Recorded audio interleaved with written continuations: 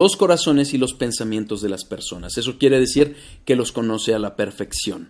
No porque no los conociera antes, lo hemos analizado a lo largo de este estudio de la omnisciencia de Dios, sino que simple y sencillamente es una forma de entender o darnos a entender que nada que nosotros hagamos o dejemos de hacer, o que pensemos, o que sintamos, o las intenciones de nuestro corazón van a estar ocultas de Dios.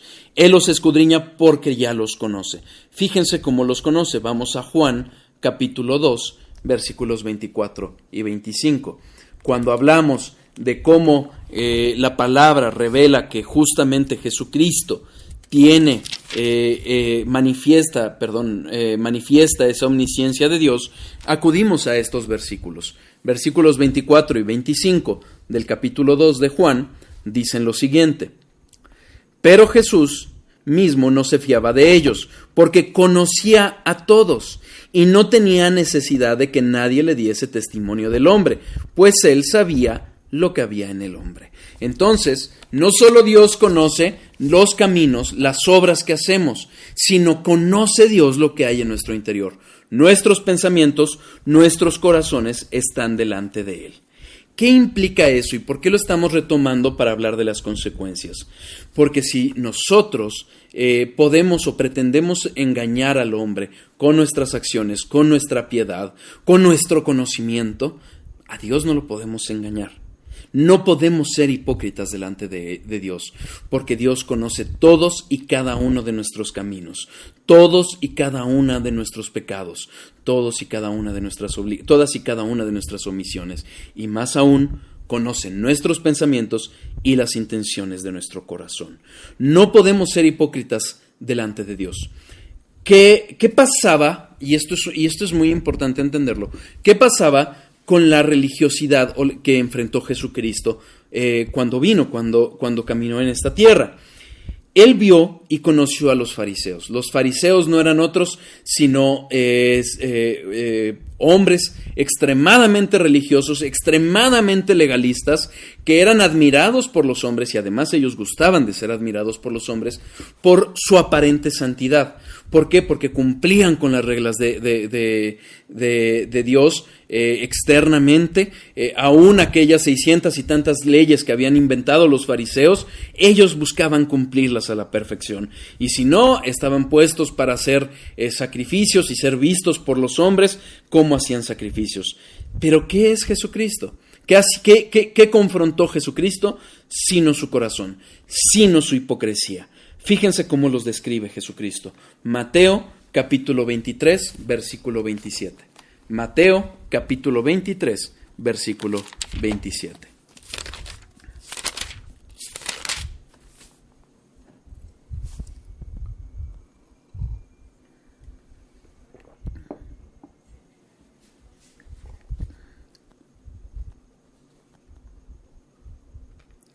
Mateo capítulo 23, versículo 27. En este capítulo estamos viendo cómo Jesucristo está llegando a la culminación de la confrontación con esa generación de hipócritas. Poquito antes habíamos visto que había sido tentado Cristo por herodianos, por fariseos, y Jesucristo les demuestra esa misma sabiduría que ya veremos, y ya, los religiosos de ese tiempo decidieron ya no confrontarlos más, y viene esta cúspide. Si vemos todo este capítulo 23, vamos a ver con qué dureza Jesucristo confronta a los religiosos de ese tiempo. ¿Por qué? Porque eran religiosos que habían sido expuestos a la verdad, y que ellos mismos, con esa religiosidad y con ese ánimo de ser idolatrados por los hombres, lejos de ayudarlos para llegar a Cristo, llegar a conocer a Dios, les eran estorbos. Les estorbaban a los hombres. Y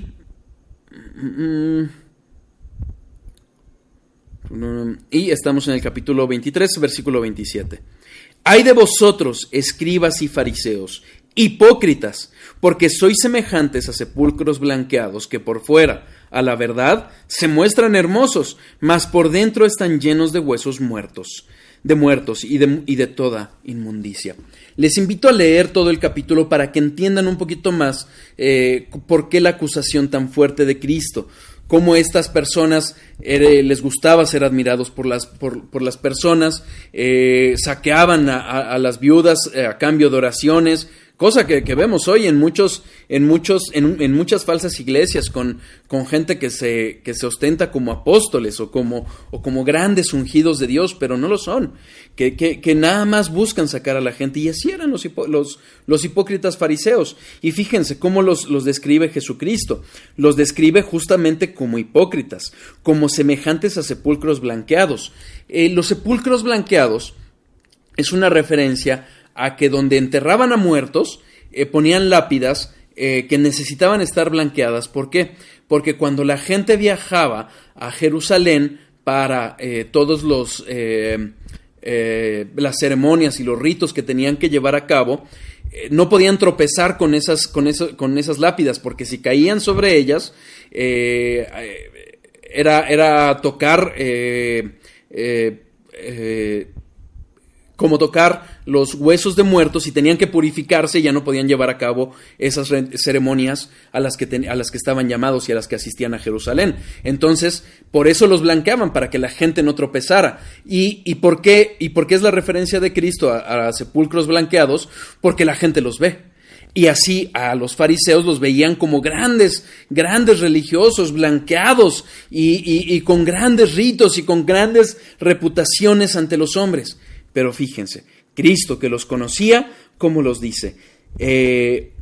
Por fuera parecen blancos, pero por dentro, y hermosos además, pero por dentro llenos de huesos de muertos y de toda inmundicia. Es decir, tenían una religión o una religiosidad muerta. No conocían a Dios y estaban en verdad muertos a sus pecados. Era una religión falsa, una religión meramente externa, que hoy podemos nosotros incluso repetir, y podemos nosotros estar viviéndola, y debemos de cuidarnos de ello. Por eso es que estamos hablando de una consecuencia como temor y reverencia ante Dios, porque podremos engañar a otros hombres, pero no podremos engañar a Dios. La realidad es que era gente muerta. Fíjense en el versículo siguiente, versículo 28. Así también vosotros por fuera, a la verdad, os mostráis justos a los hombres, pero por dentro estáis llenos de hipocresía e iniquidad. No había más que falsedad, y nosotros mismos debemos de cuidarnos de ello. ¿Por qué? Porque si nosotros podemos tener una vida que no engaña a nuestro cónyuge, que no engaña a nuestra pareja, que no engaña a nuestros hijos, a Dios no lo podemos engañar. Tengamos cuidado, porque Dios va a juzgar todo lo que hacemos y todo lo que dejamos de hacer. Y como vimos, no solo lo que hacemos externamente, sino aún las intenciones de nuestro corazón. Y ojo, porque también somos responsables no solo de las cosas que hacemos y de las intenciones, sino del resultado de aquello que hacemos. Jeremías 17:10. Jeremías 17:10.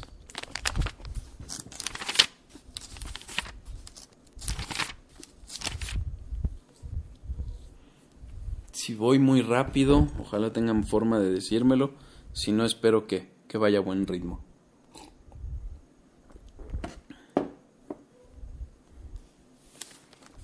Fíjense, nuevamente es una referencia a la forma en que Dios escudriña no solo nuestra mente y nuestro corazón. Vean, yo Jehová, que escudriño la mente, que pruebo el corazón, para dar a cada uno según su camino. Pero ojo, según, perdón, se me fue el café, según el fruto de sus obras. Es decir, no solo las obras, no solo la intención, sino cuidado, porque también somos responsables del resultado que tengan nuestras obras. ¿Sí? Quedémonos ahí, porque vamos a analizar que tenemos que tener cuidado la luz de Dios. ¿Por qué? Necesitamos justamente que Dios escudriñe nuestra mente, pruebe nuestro corazón. Vimos el estudio antepasado, cómo los medios de gracia nos ayudan a ello a través de la oración y el estudio de la palabra, porque fíjense, versículo 9, justo el anterior del que acabamos de leer. Engañoso es el corazón más que todas las cosas, y perverso. ¿Quién lo conocerá? La respuesta está en el siguiente: yo, Jehová, que escudriño la mente y que pruebo el corazón. Es Dios, y solamente Dios, quien a la luz de su palabra nos va a poder revelar verdaderamente aquello que hay en nuestro corazón, aquello que estamos haciendo mal. Muchas veces obramos pensando que estamos haciendo bien, obramos con esas mal enseñadas mentiras blancas, y la realidad es otra. La realidad es que solo Dios sabe lo que realmente estamos haciendo bien o que estamos haciendo mal. ¿Y cómo lo sabemos? A través de su palabra. Aún tengamos entonces cuidado no solo de las obras y de nuestras intenciones, sino del resultado de ellas.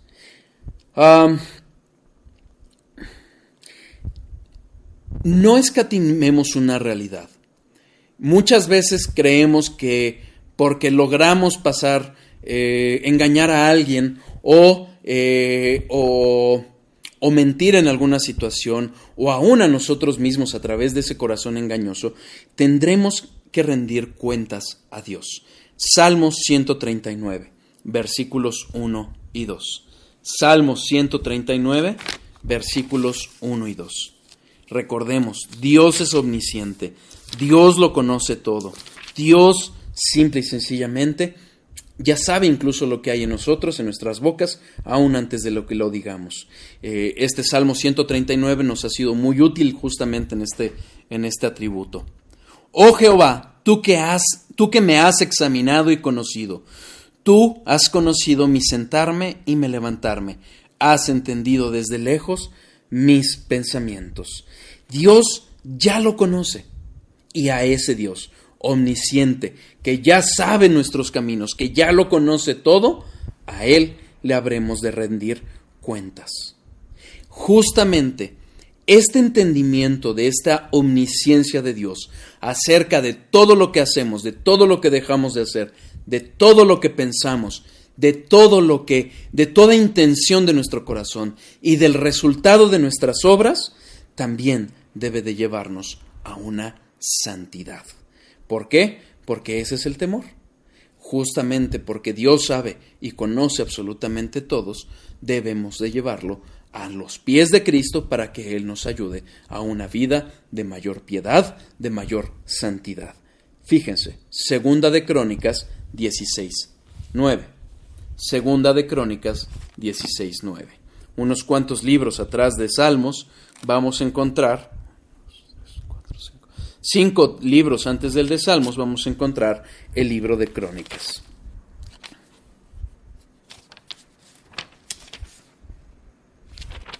Capítulo 16, versículo 9.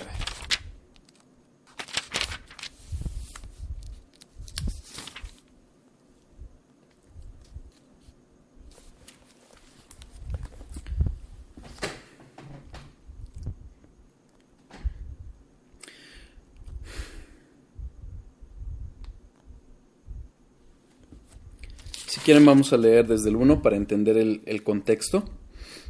En el año 36 del reinado de Asa subió Baasa, rey de Israel, contra Judá y fortificó a Ramá, para no dejar salir ni entrar a ninguno al rey Asa, rey de Judá.